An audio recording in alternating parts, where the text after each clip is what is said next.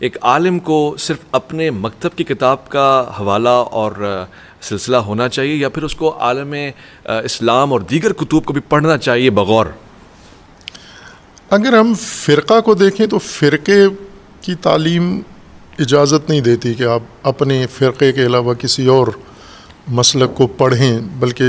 وہ سمجھتے ہیں کہ جائز ہی نہیں ہوتا، دوسرے فرقوں کی کتابوں کو گمراہی سمجھتے ہیں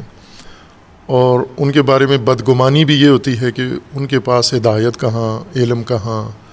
ہر فرقہ دوسرے فرقے کو جہنم کے دہانے پہ سمجھتا ہے، بالکل آخری ان کا پہنچے ہوئے ہیں وہاں۔ تو فرقہ وارانہ اگر ذہنیت دیکھیں تو اس میں تو نہیں ہوتی گنجائش کہ آپ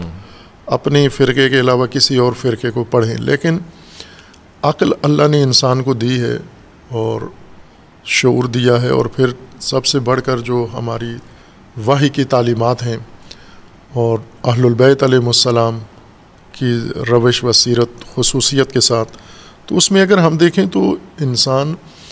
کبھی بھی باقی چیزوں کو نظر انداز کر کے یہ دعویٰ نہیں کر سکتا کہ اسے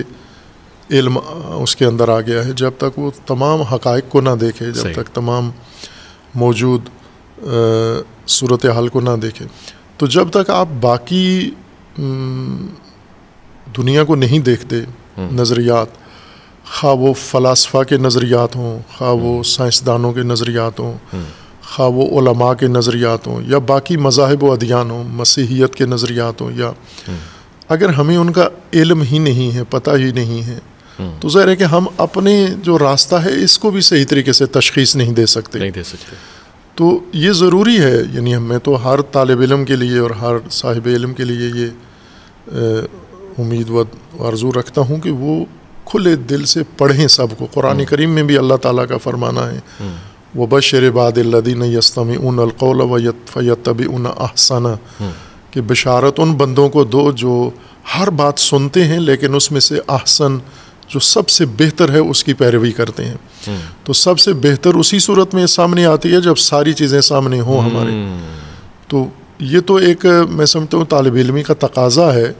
کہ اس کے بغیر تو آدمی اپنے آپ کو نہیں کہہ سکتا طالب علم ہے۔